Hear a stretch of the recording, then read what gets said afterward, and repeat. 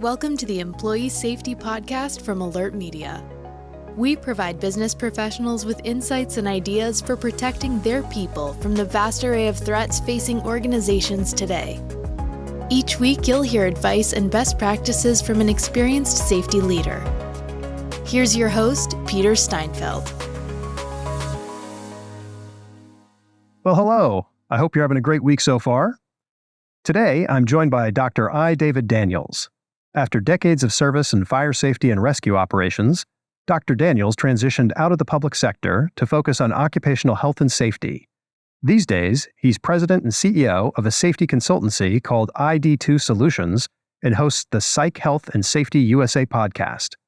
In this episode, Dr. Daniels helps us understand the basics of psychosocial hazards in the workplace. We also discuss how organizations can develop a safety culture that enables employees to bring their whole selves to work. Let's listen in. Dr. Daniels, welcome to the show. Thanks so much for being here. Good to be here. I'm really excited about the conversation. No, me too. I did a little research before our episode, and I'm super excited to get into it. So for starters, can you explain what psychosocial hazards are, maybe how they differ from other occupational hazards, and how they come up in the workplace?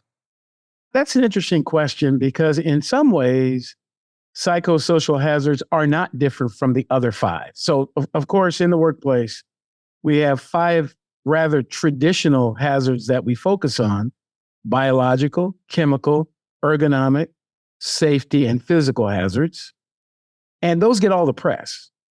But the issue with psychosocial hazards is the fact that they are somewhat invisible, and they are often at the root of some of the other exposures. So the term psychosocial has to do with the interplay between a human and the environment that they're in. And a psychosocial hazard, at least my definition in my research, is a psychosocial factor that's perceived or experienced by the person exposed as a threat or potential threat to them that has an impact or influences their behavior. That's it. So that becomes really broad. That becomes really unique to the person. That becomes unique to the environment and the interplay between the two. So how do psychosocial hazards affect employees, and what are some of the common ones that employers should be aware of? It depends on the person, but the source of the psychosocial hazards is likely going to come from how your work is organized, the environment that you're in, and the people that you're working with. So the hazard is going to emanate from one of those three sources. So an example is role ambiguity is a psychosocial hazard. But for some people, the more ambiguous their role, the more authority they have and the more safe they feel because they're not being held accountable by anybody. So again, it is a hazard for some. If I'm in a role in an organization or in a group where I don't have power, I don't have influence, and my role is left ambiguous, then the people who do have power can change their mind. They can decide today. And a lot of organizations do that. So they go out and they recruit people, they bring you on board, and they tell you, oh, the job's going to be this. But then they change their mind. They wake up one morning and decide we're going to do something different. And your head's spinning, trying to figure out what my role is now. And somehow they decide now that you're not meeting the standard. Well, what standard are we talking about? The one I was hired under or the one you're using today? So you see how something that is kind of innocuous, it really will impact different people different based on the environment that they're in, the amount of influence they have in that environment, and so on. Yeah, and their age, how long they've been on the job. I'm thinking exactly what you're saying that. When I first started a job, I got hired to do one thing, and literally within 24 hours, I was doing something totally different. Absolutely. So a lot of these symptoms don't seem to be visibly evident. So what are the warning signs of this kind of hazard, and how do you know if you've experienced or witnessed one? There is no environment that is free of psychosocial hazards. So remember, hazards, any hazard, if you're not vulnerable to it, it doesn't affect you. And so when I talk about psychosocial hazards, in and of themselves, they may or may not affect you depending on how vulnerable you are to that particular thing. And your level of vulnerability is based on all kinds of things: your background, education, upbringing, the type of food that you eat, the amount of exercise that you got today, how much sleep you, All these different things that come to work with you will affect how vulnerable you are to that particular hazard on a particular day. And some of the safety professionals out there, their heads are spinning about right now. We can't manage that because we don't have data on it. Well, actually, you do have data. You have qualitative data from the human being that says, that doesn't feel good to me in this moment. That's the data. The human being saying that I don't know what it is, but there's something about that makes me feel a way that I don't want to feel. So is there something that we could do to remove that feeling or to reduce that feeling so I can go about my job? It's really just that simple. So it can be kind of daunting as a manager to think every single person I have reporting to me could view what I'm asking them to do entirely differently. So what's the one thing they can do to make sure they're managing each one of those people correctly? Obviously, as you said, view them as individuals, but maybe what's something they could say to them or ask them? So the first thing I can help them with is don't try to manage people. You manage systems, you manage things, you lead people because people have a choice. And then in the organization, why are we here? What is it that we're attempting to do? What's important to us? Where are our values? And then being clear about that when you bring someone in, because often we are clear about that. There are a lot of organizations, I wish they would just be honest and say that when you come here, this is going to be a really difficult job. Not all of our customers agree with us. There are going to be times where they're going to raise their voice at you. They're going to do all kinds of things. And if that happens, here's how we respond. But on the other hand, what they do is, this is a wonderful job. Everybody loves it here and everybody gets along. And that's just not reality. And I found in my research that the folks who were exposed to psychosocial hazards have a variety of coping mechanisms. And one of them is adaptation. I can adapt when I'm not surprised. So those who are into MMA, I'm not, but they know when they get into the ring that there's another person that's trying to beat the living daylights out of them. When you go into an office, that's not what you expect. You see what I mean? So it's really just, so humans can do it. We can deal with, even certain forms of conflict because we all know what we're going to do. But when we are surprised, when we're told one thing and it's actually something else, I think really should be honest about the environment. When I was in the fire rescue service, I knew that the buildings I was going to go into, they were on fire, they were hot, and they could kill me. I still did it because I was prepared for it. I trained for it. Now, it was still, some of it was very traumatizing, but it was a lot less traumatizing and it became a lot less because you were expecting it. You knew how to prepare yourself. Actually, you know how to deal with it after the fact. So back to the original statement, some of it is just about being honest about what the environment is. It is not perfect and it never will be. But we can do it. As human beings, there are a lot of things we can do if we simply be honest. So it sounds like a combination of honesty, consistent, open dialogue, and then letting people know that you have their back. Yes. What are some common misconceptions about psychosocial hazards in the workplace? The common misconception is that it's not a big deal. It's not important how people feel. And that is a huge misconception that ultimately comes back to bite you personally or to bite the group of the organization. Because if we were to really, from a incident investigation perspective, if we didn't stop at the physical cause of some of these incidents, we would find that there was a psychosocial one there. So I can think of an incident that occurred in Bhopal, India in the 80s, actually. It was a Union Carbide plant. And there was a leak of, if I'm not mistaken, methyl isocyanate, if I'm not mistaken, was the leak that they had that killed scores of people. That type of major chemical emergency was not simply based on the chemical hazard. There were all kinds of signs and symptoms and things going on in advance of that people just didn't pay attention to. So, well, that dial doesn't that's not that big of a deal. It happens that way all the time. We can just move past it. Somebody reports it, because we're about production. We've got to get this thing done. So there are psychosocial roots to virtually every major catastrophe that has occurred in human history. But we stop at it must have been it was the dials, it was the chemicals, it was that. And we try to fix that, but we don't pay attention to what contributed to that. Why is it that people felt okay to overburden the system or to overburden the workers? Why didn't the first person who saw the problem, why didn't they feel safe to be able to speak up and say, hey, that doesn't look right? All of those are the symptoms of chronic or acute psychosocial hazard exposure. Well, something you mentioned before was interesting to me, and that's that everyone views the world through a different lens. And I think it's so critical if you're a manager or a leader of some sort, you have to think for the people who report up to you that they're viewing the world differently because they have a different set of experiences. And you have to remember the curse of knowledge. Like you've done this for 5 years, 10 years, Yes. 20 years. Yes. That person is on day one, week one.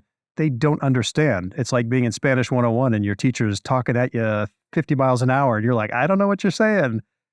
You have to remember that. They just don't understand it. You have to empathize with that and stop. Like I think when you were talking about walking into a burning building, I bet if you and I did that right now, you'd be calm, cool, and collected, and Yes. I'd be freaking out. Yes. Yes, absolutely. Absolutely. So again, our systems should be established and arranged, acknowledging that people are different and acknowledging that and knowing that people are going to see things differently. Instead, we have the easy way is we do it this way. Here's step 1, 2, 3, and that's the way we get it done.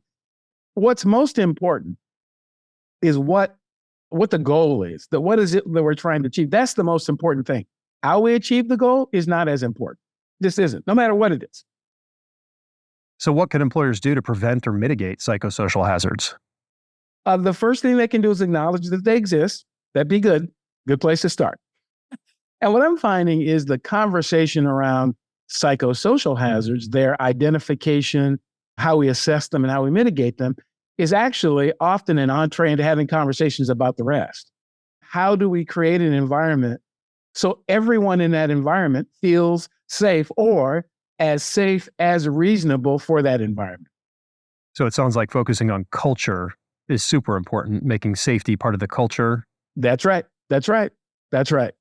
It's absolutely important. And again, even in the conversation around culture, we bring something to the table, and the culture of an organization or any social setting, it needs to be built by everyone there, not by one or two people there. That's right. Are you a fan of things like employee assistance programs that are very formal that people know they can reach out to when they're feeling uncomfortable or need some help? I am. But EAP is a means, not an end. So EAP should be a component of creating a safe culture for the folks here. It's a part of it, but it won't do all of it. No one thing is going to accomplish everything we need from a psychological health and safety perspective.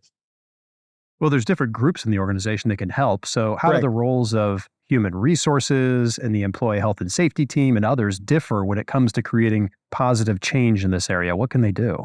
You just mentioned two of what I believe are the four critical components or roles in an organization as it relates to psychological health and safety. Absolutely, the safety folks, the folks who do safety all the time, they need to be involved because this hazard is predominantly human related. The HR folks have to be involved. Unfortunately, sometimes we dump it all on the HR people and say they have to fix it, and they can't. We also need leadership, because this is like most things. If it doesn't start at the top, often the challenges in terms of where these hazards emit from, they start with the leaders. And often they do it because that's the way they were treated, and the people above them were treated that way. And we will also probably need some help from someone who has a background in mental health. If you can get those four people or those four roles or those four things, if you can get them in sync, you can have a great approach to addressing this hazard. So how do we get employees engaged in reducing psychosocial hazards? What can they do? That really, again, starts with looking in the mirror and understanding what is good to you. What gets you going in the morning? What do you enjoy? And what do you not enjoy? Because every human being who comes into a new culture brings a part of their old one. And we all have some baggage. We all do. We have childhood things. We have things that occurred in our early relationships at work. We've had good employers to us. We've had bad employers to us. All of that comes with us. And it's important that we're, again, intellectually honest to say that the reason I'm responding or reacting in that way is I have a little bit of trauma in that area. And to be honest to say that when that comes up, how am I responding? Why am I responding that way? And some of this takes practice to be able to think in the moment. So they said this, I'm about to respond. Why does this even bother me? You see what I mean? So that individual work really needs to be done. And then deciding where we're going to take our talents. There are lots of places out there that can't handle you. You are too qualified for them. You have too much to offer. You have too much energy. I really believe that our millennials and Gen Zers have figured out that they're too valuable to simply go anywhere and be treated anyway. So some of it was, why did you go to work in that place? You didn't really check them out. You didn't interview them. You didn't really know what they were doing. And then when they do it, you are somehow surprised. So I believe in balance in all these areas. It is both on the individual and the organization to make this work. No one of them can do it by themselves.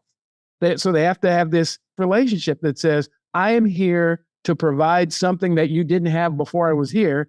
And what I expect from you and what I'm going to get from you is whatever. I'm going to get wages and benefits and social interaction and some joy in my work. But it's a balance. It's a balance.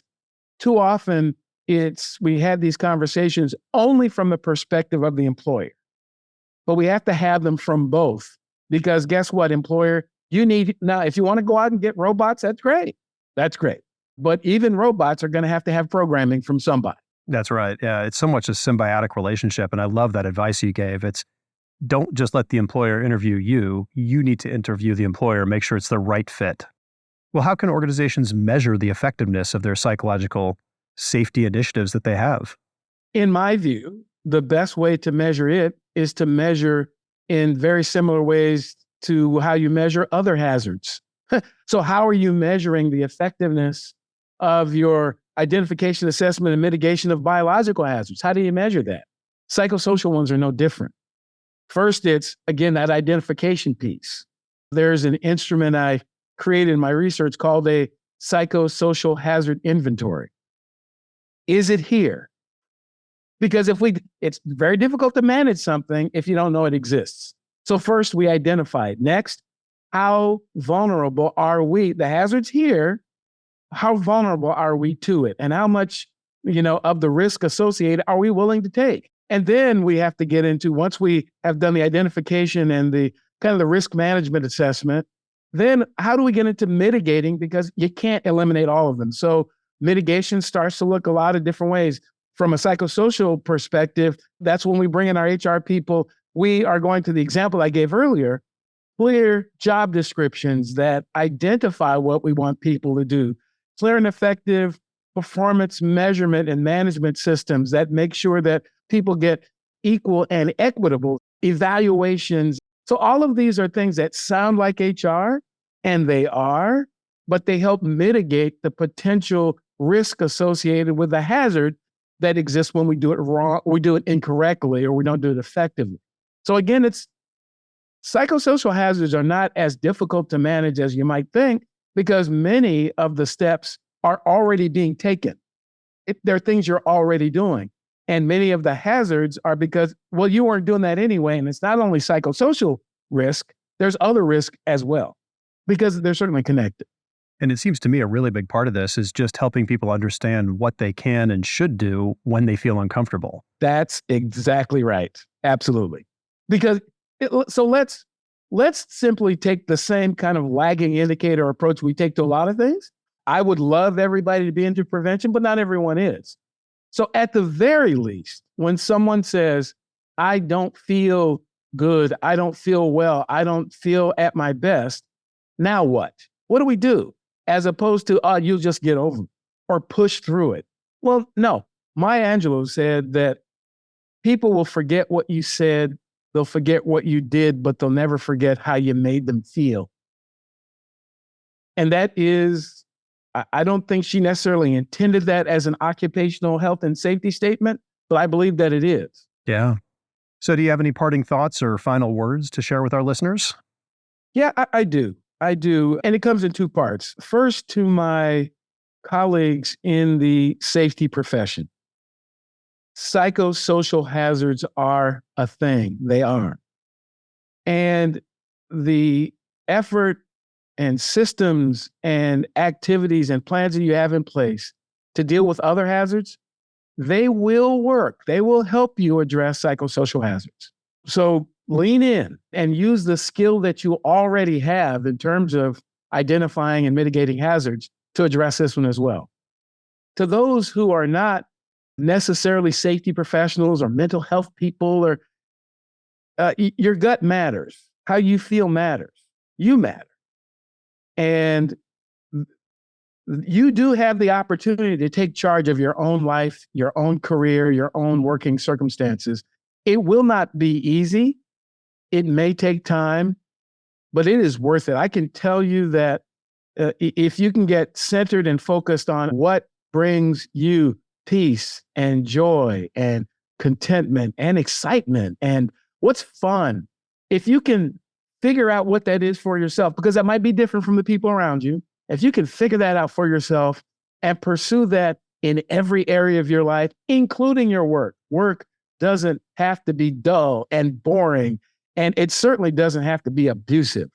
But that's going to require you to know what works for you, and to be willing to sometimes find your tribe and find that organization, that group that will value who you are and value what you bring to the table and value the contributions that you can make to the world.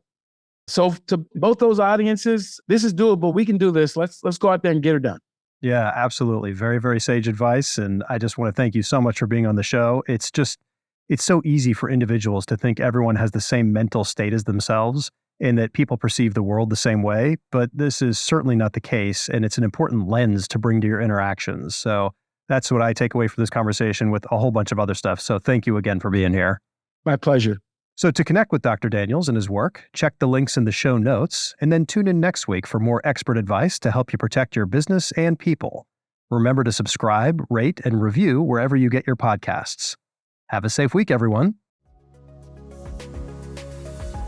Thank you for listening to the Employee Safety Podcast from Alert Media, the industry's most intuitive emergency communication and threat intelligence solution. To learn more about how to protect your people and business during critical events, visit alertmedia.com. Until next time.